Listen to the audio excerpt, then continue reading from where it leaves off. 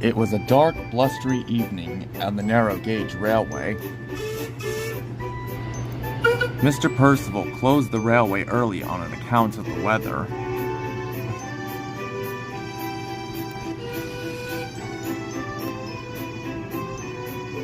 The little engines were all cosed up in their shed for the night, thinking of the right story to tell. Duncan had an idea for the most menacing and very scary tale. I have the perfect story for tonight. This was the story Duncan told them. A long time ago, there was this brave black engine who was always eager to help. That's Mama Luigi to you, Mario! The fireman showed up. Little black engine, could you please pick up a slate car that's been left on the other side of the old iron bridge, please? Of course, sir. But later that night, the fog slowly came. Perhaps Albert might be right. Suddenly everything does look spooky. But by the time he got to the old iron bridge, the little black engine could go no farther. Ugh, bollocks. Why did I choose to come here? It's too foggy to go any further. I must go back to my shed. But because it was so foggy, the little black engine decided to spend the night in an old abandoned engine shed. He thought he could get some sleep, but he heard a noise. Okay, what was that? What was that? Show yourself, please, show yourself. But then he saw long fingers above the shed. It's the monster! Help! The little engine was so scared, his driver and fireman were nearly knocked off the cab. He was so scared he flew straight off the old iron bridge. He was never found again. Rheneas and Sir Handel were very worried. Well, what happened after that, Duncan? Yeah, we want to know. Duncan replied, well, that's where the story ends. That little black engine was never heard from again. But Skarloey wasn't convinced. Stop being such a scaredy cat to handle. As well as you, Rheneas. There's no such thing as monsters, you know. But Skarloey, I don't get it. Yeah, me neither.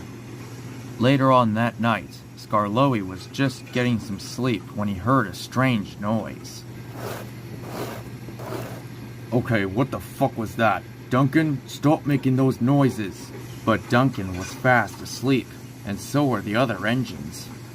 Skarloey was worried, and he whispered, if it's not Duncan, maybe I do have a monster under my shed. And so Skarloey stayed up all night just to be safe.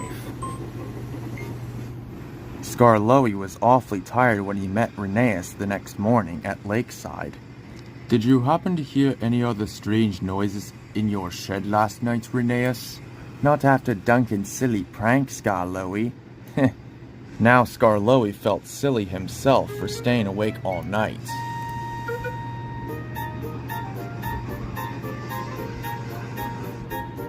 Perhaps I was very stupid for thinking Duncan is playing his usual tricks.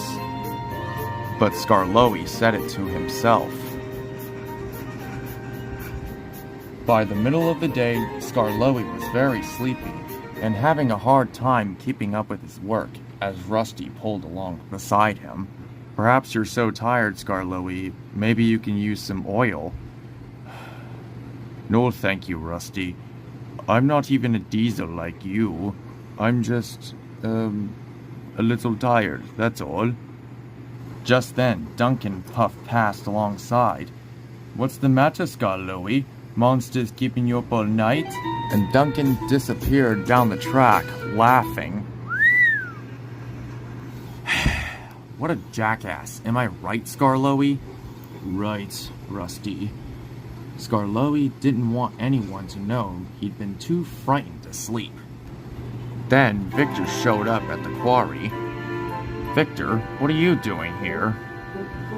Well, the steamworks has been very busy, so I'm taking a nice long vacation away from my work.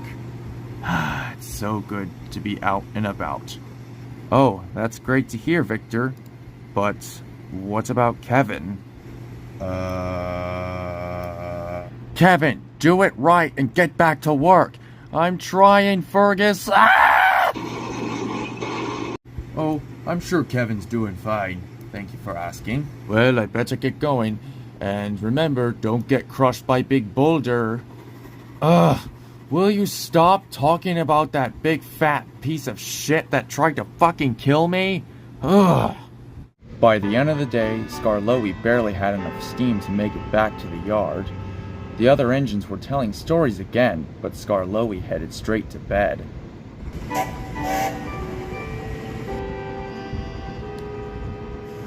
But sometime during that night, Skarloey kept waking up with a fright. The noises were back, and the scratches were even louder. Okay, who is there? Show yourself. I'm not kidding around. I'm not afraid of you, you know. Just go away. But just then, Skarloey heard some loud thumping noises. The noises were getting louder and closer. That will surely wake up the other engines. Oh, that'll save me from the monster. But of course, the other engines didn't stir. Oh, there are the noises. It's just outside the door. There is its head. Oh, Rusty, help. But Rusty was already fast asleep. The doors to Skarloey's shed began to shake and rattle violently. Luther, are you that brain dead? There's no doors to my shed. Skarloey, quit breaking the fourth wall. Just pretend your shed has doors. Fine, I'll get back to the show anyway. Anyways, just as Skarloey looked down on the ground, there, on the ground, right below his piston cylinder, was the most shocking and very scary thing he had ever seen. It's the monster! Sandal, Rusty, Rheneas, Peter, Sam, Duncan, save me from the monster! This woke up all the other engines. All of them gasped in horror at what they were seeing in front of Skarloey, except for Duncan, as he just bursted out laughing like an idiot. What a stupid dick you are, Skarloey. Sir Handel looked down closer. Just as Skarloey thought he was going to get eaten by the monster, it turned out the monster wasn't really a monster. It was only a porcupine. Skarloey, open your eyes. That's not a monster. Look. Skarloey opened his eyes slowly, and Sir Handel was right. Oh, it is a porcupine. So, it's harmless, isn't it? The other engines all said yes, with an agreement. Now Duncan was very cross. Bah, humbug! The engines have all learned a valuable lesson tonight. Rheneas has a good imagination, Skarloey, but I think yours is even better. I think you're right, Rusty. It's the only thing in the world that can turn a tiny porcupine into a big scary monster.